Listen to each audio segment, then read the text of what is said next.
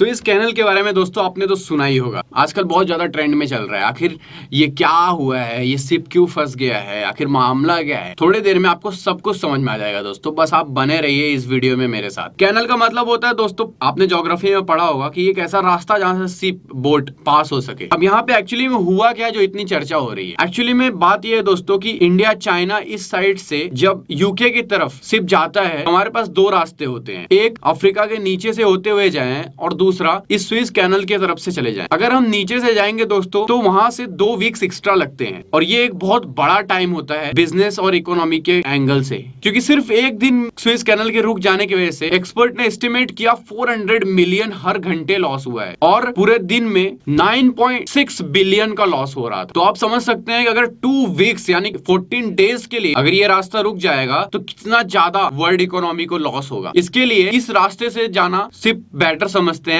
As compare to Africa के नीचे वाले पार्ट से होके जाना। अब ये जहाज क्यों रुक गया, इसका जवाब ये है दोस्तों कि हवा के वजह से, और कुछ लोगों का कहना है कि ह्यूमन एरर की वजह से भी ये शिप जाके रुक गया। ये शिप पर ज्यादातर लोग इंडियंस है दोस्तों, तो ह्यूमन एरर का मतलब ये नहीं है कि किसी इंडियन की वजह से ये जहाज रुक गई। एक्चुअली में जब सुएज कैनल में एंटर किया जाता है तो वहां पे इजिप्ट के कुछ एक्सपर्ट्स होते हैं जो ये शिप चलाने का काम करते हैं। क्योंकि ये रास्ता बहुत ज्यादा अजीब है, इसलिए वो एक्सपर्ट्स हैं जो इस रास्ते से पार करने के लिए शिप को हेल्प करते हैं। तो अगर किसी इंसान से गलती हुई है तो ज्यादा चांस है कि ये उन लोगों से ही हुआ है, ना कि किसी इंडियन से। यहाँ पे जानने वाली बात यह है कि ये कैनल बनाया कब गया था। ये कैनल दोस्तों 1959 में बनाना स्टार्ट किया गया था और 10 साल बाद 1969 में बन के तैयार हुआ। इसको बनाने के लिए 1.5 मिलियन से भी ज्यादा वर्कर्स लगे थे और $100 मिलियन का खर्चा आया था, जिसको अगर आज के हिसाब से हम देखें तो $3 बिलियन का खर्चा। सुएज कैनल का सबसे ज्यादा फायदा इजिप्ट की इकोनॉमी को होता है दोस्तों, क्योंकि सिर्फ 2020 का माने तो $5.61 बिलियन